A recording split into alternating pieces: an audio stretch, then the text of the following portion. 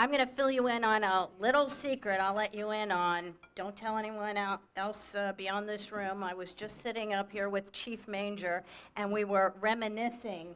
Um, he and I both studied law enforcement at the University of Maryland at the same time.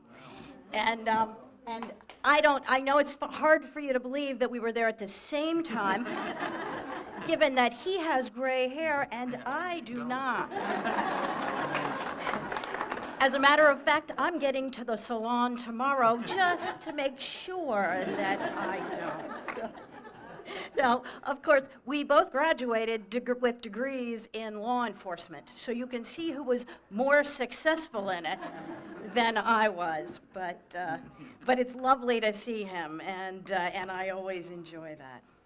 I'm honored to welcome you to the 5th Montgomery County recognition of World Elder Abuse Awareness Day, a time for all of us to remember that many older adults suffer from abuse, neglect, and exploitation, not just in the state of Maryland, but around the world. And there are more than 10,000 cases of alleged abuse received by Maryland state agencies every year.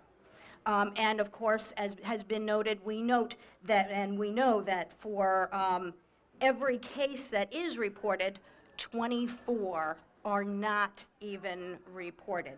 It is a huge, huge problem for us. While I'm relatively new at the Maryland Department of Aging, I'm not new to the issue of elder abuse. As was noted, when I was in the Senate, I was very much involved in legislation that was directed towards protecting our seniors in many different ways. And that was recognized, to be frank, when the governor came to me after the general election in November and asked me if I would serve in his cabinet. It was not intended that I serve as the Department of Aging secretary. I had always been a fiscal person, a financial person, and it was another role that they were asking me to play. And I asked if they would consider me as Secretary of the Department of Aging because of my interest in our seniors. And fortunately, the governor came back after a few days of thinking about it and said that they would be happy to have that happen. The legislation that I worked on when I was in the Senate, I would love to take full credit for. But many of you know Delegate Ben Kramer, whom I was generous enough to share my parents with. I wasn't happy about sharing them at the time he came along, but I did agree to, and he became a delegate while I was in the state Senate. And much of this legislation, and legislation that he continues today to work on and to try to pass, was his idea, his brainchild. And he would come to me with his legislation and say, if you'll get this through the Senate for me, I'll get it through the House of Delegates. And to give you an idea of some of the legislation, and it goes to show when you have good ideas and you work on them, we really can change the world, and are always looking for ideas from you for legislation that can change the state of Maryland. The first was the criminalization of the use of undue influence to take the assets and the money of our vulnerable adults, as was mentioned by our wonderful state attorney. The second is the Silver Alert. Or if any of you have been driving on the Beltway and seen the big signs for a Silver Alert, it's for rapid dissemination of information regarding missing persons with cognitive impairment. And I have gotten letters from constituents who have said, my husband was brought back to me, or a family member was found safely because of the Silver Alert. So we're very pleased about that. Reverse mortgage protections. reverse mortgages are extremely complex. And I'm an attorney, and a real estate attorney at that. And I had to study very, very hard to understand them and to understand the consumer protections that could help people when they're dealing with them. And we were able to pass protections. Assisted Living and Nursing Home Residents Protection Act to try to assist our residents and protect them from predators. It's one that still needs more work and more action. Any support that you all can give in that would be greatly appreciated. We passed protections in insurance sales to seniors, training for bank employees and employees of wire transfer companies like Western Union and MoneyGram, and just recently, Delegate Kramer got a call from the manager of a giant food store.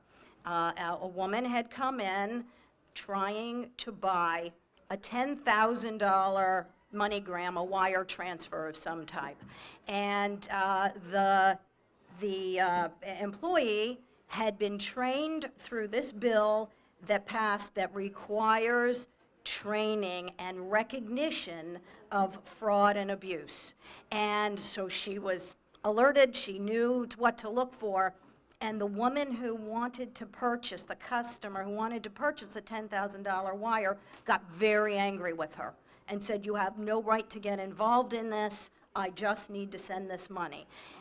The manager came in and they were able to talk the woman into going to the office with the manager, and it turns out she had been told her grandson needed the money. He was out of the country and he needed the money. This is recent, so it's after people have already heard news reports. They don't get through to everyone. The manager was able to talk the woman into calling her daughter, the mother of the grandson she was concerned about.